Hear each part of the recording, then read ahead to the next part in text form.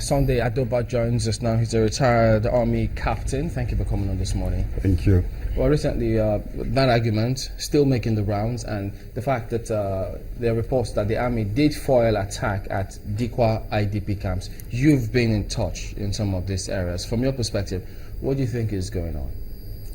Well, the true position of it is that we have a lot of Boko Haram positions within Borno State, and that's the reality.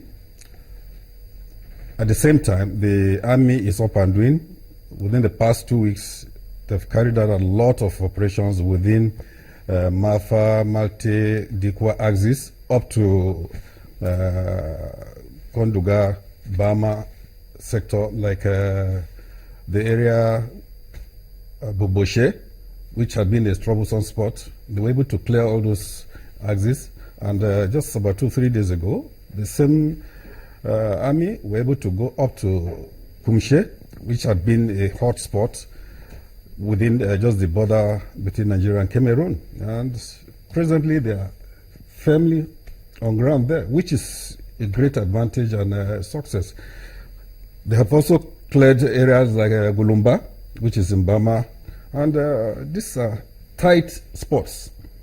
And I'm happy that the progress they've made, if it is sustained, I'm sure before the rains would be in a strong position to say, yes, we can now say, Boko Haram, your days are numbered. Well, there's a divided opinion. Some say they don't control territories anymore. They just hit and run.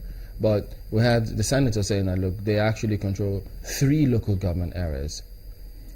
It's a fact, they control 3 local government areas. The fact is that the senator who, within the last administration of the same Shetima, was his local government commissioner, and now representing the same area in terms of who took over from the late Senator Zana. He knows the environment. He's the son of the soil. He represents the people. So I don't think there is any contradiction. Maybe, to the best of my knowledge, maybe the governor is being misquoted. But the reality on ground, which I intend to indicate to you on map, is that Boko Haram are in firm control of so many locations within Borno State. Let us not pretend that the issue is over. It is not. And I wish to make it clear that, for instance, Kalabalge here, this is Kalabalge. This entire local government is entirely under the control of Boko Haram. The entire Kalabalge is a virgin land as far as the military is concerned, effectively under the control of Boko Haram. So let nobody tell you any story about Kalabalge being under the control of the Nigerian military. It is not true. Not portions of it, I mean. The entire Kalabalge is under Boko Haram. You can go anytime, confirm call any of the community members. It is the extreme northeast axis of Nigeria, Cameroon, predominantly of the Shua Arab group and Kanuris, but it is strictly a Boko Haram axis. So that's Kalabalge. And the unfortunate thing is, how far is Kalabalge from Dikwa? Dikwa is a little bit far from Kalabalge, but the road had been a challenge. One, the terrain is bad, muddy. So once it rains now, practically impossible for you to drive within that place. In fact, right now, majority of the people who fly that route use animal transport. So it's one of this neglected part of this country that you have nothing to do. In fact, in the good old days, the only thing that strives in this place is smuggling. You bring in rice, all sorts of things, petroleum products, take them out into the Cameroons. So the people are completely cut off from the Nigerian society. They have nothing to hold to and say, this is what we have. We benefit from this country. They don't just belong. Isn't there any government presence there? There is no government presence in Kalabalge. Is there a local government? It's a local government. Okay. And this is Dikwa. This is Dikwa. This is Gambolongala. This is Bama. And all those other ones are free? They are not absolutely free. Okay. In fact, it's just that the camera will not be able to focus. You could see I have pinpointed so many positions in red, indicating the presence of Boko Haram in this local government. So the dots, The dots here the red dots connotes on the map. the locations of Boko Haram. Why are there so much? Does that mean that Boko Haram occupies all these areas? Yeah, these areas are presently being occupied by Boko Haram.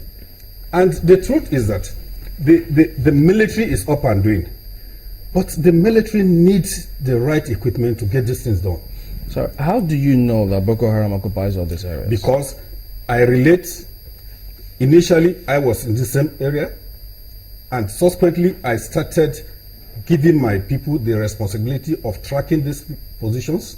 Every single day I get the necessary information regarding the positions of these people.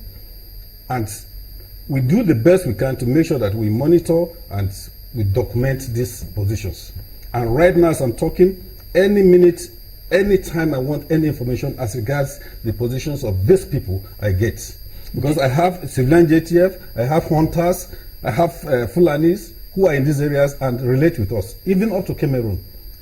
They go there, they make calls to us, tell us the position of things, tell us what is happening. When you say us, who are us? Well, I have set up a team of civilian JTF and the hunters, and they've been monitoring the situation. And ever since I left Maiduguri about 2 weeks ago, I've still been in touch with the same position of things. Did you get reports about Dikwa? Because the Yeah, military Dikwa had been an in and out thing for the military, because the military is trying to clean up Dikwa because of the importance of Dikwa to Gambolungala. You cannot go to Gambolungala unless you have to pass through Dikwa. And you know from the beginning, Dikwa, right from the war go, was never interested in embracing civilian JTF. So they thought the Boko Haram will never come into them. Unfortunately, they were swallowed by the same Boko Haram at the last minute. So Dikwa now became a fertile ground for Boko Haram because they had access from the war go in operating within that area. Now they have to use the same access. Let me understand the terrain of Dikwa. You say the place is muddy, but when the dry season. That's a No, Calabalge. I'm talking about Calabalge. Okay, sorry. Yes, Calabalge. Dikwa Very close to is accessible. The road from Maiduguri goes through Dikwa. It's an accessible You road. say Calabalge, I meant Calabalge. Yes, Calabalge is a muddy place. It's a difficult terrain. Difficult, and my prayers is that the military will be able to clear this place before the rains. If they don't before the rains, it is a no-go area throughout the rainy season. So which other local governments are still...